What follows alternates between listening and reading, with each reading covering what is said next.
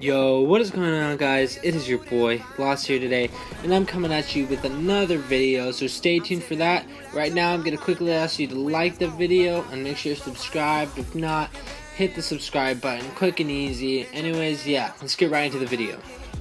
So I'm sure you guys have heard of the PlayStation 4 Pro. Now this was released about maybe 2.5, 3 months ago, but I firsthand got to play it only like a week ago. I do not own it, but I did have a chance to finally get hands-on with the PlayStation 4 Pro, and really, I'm going to be telling you guys if it's worth the buy or not. So if you don't know what the PlayStation 4 Pro is, it's pretty much just a amped up, better, more powerful PlayStation 4 than the original. Now, it does cost $400, which was the original price of the PlayStation 4. Now you can get the PlayStation 4 for much cheaper, so it is more expensive than the PlayStation 4. But is it worth it? Is it worth $400? Well, I'll be answering that for you right now. So, the pros are, it has a much better CPU.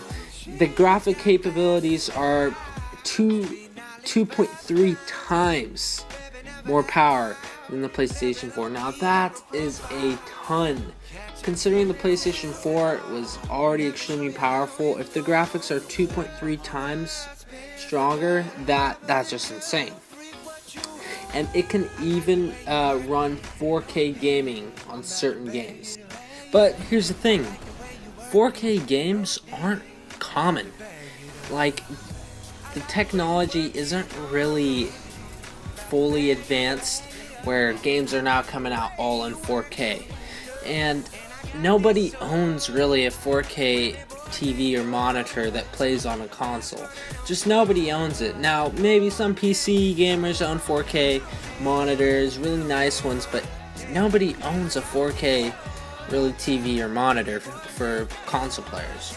So if you only have a 1080p monitor, that's perfectly fine, but it really doesn't get the maximum potential if you're buying a whole new PlayStation 4, especially if you already own the original.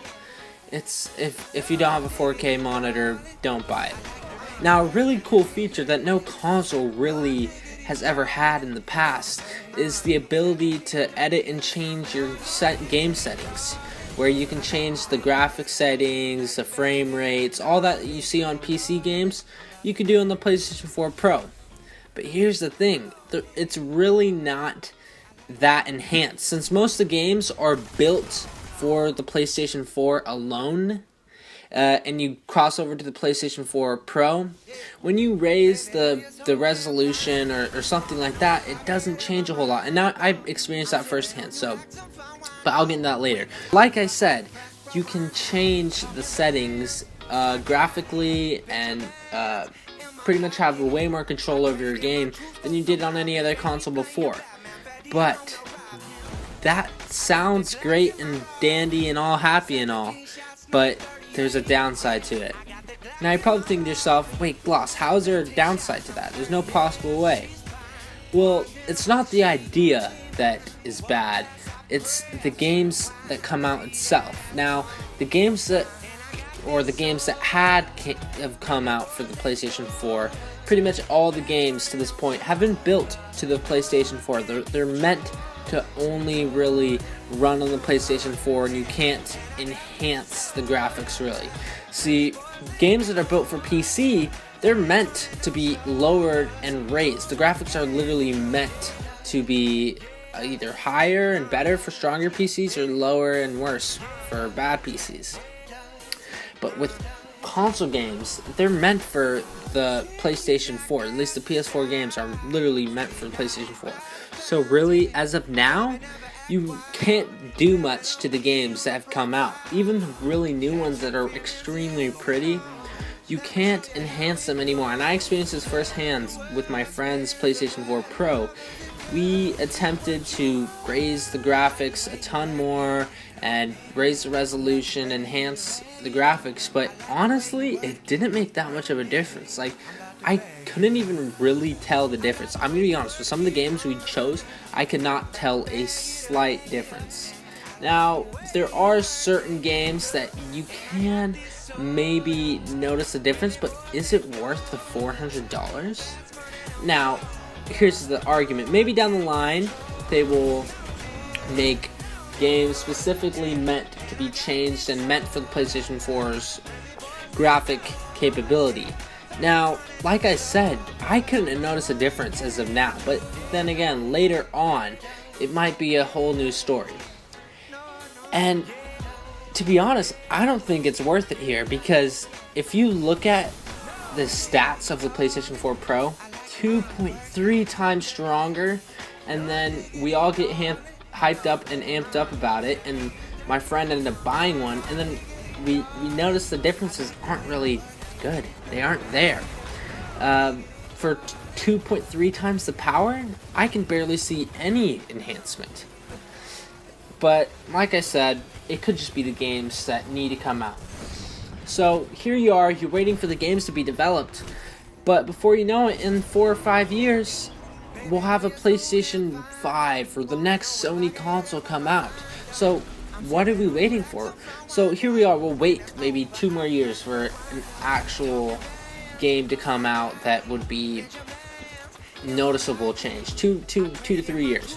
They're gonna start coming out with games that are designed for PlayStation 4 Pro that can be changed. So here you are, you finally end up waiting, and you finally get to experience your $400 extra that you paid. Then 2 more years later pass, and the Sony's coming out with another console. Now, that's just crazy to me. I do not think you guys should end up ever purchasing the PlayStation 4 Pro. I do not think it's worth it, because before you know it, before the games actually start rolling in, you're only going to have about 2 years before the next Sony console comes out.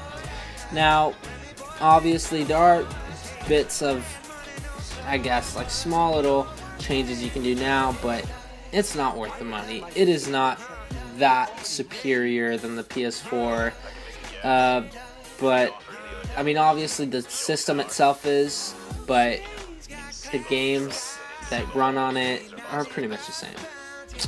Alright guys, so that's my overall review of the PS4 Pro. I do not believe it's worth the money, especially if you already bought a PlayStation 4 when it came out for $400. Now you're spending $800 on practically the same console.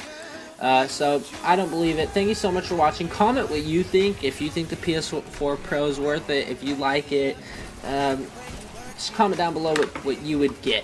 One more quick thing to mention is, if you are a PlayStation 4 owner, like you already have a PS4, I do not recommend buying this, but obviously, if you don't own any PlayStation consoles, or you're having a PlayStation 3 right now, buy the PlayStation 4 Pro in that case. But if you already have a PlayStation, it's not worth buying a PS4 Pro. It's not a huge upgrade. Alright, that's going to be the video. Make sure you like, comment, subscribe. Bye. All I do is rhyme, all I do is get this money, all I do is grind. Play shows and chill with honeys, all I do is shine. Show the world, ain't it funny, I'm one of a kind.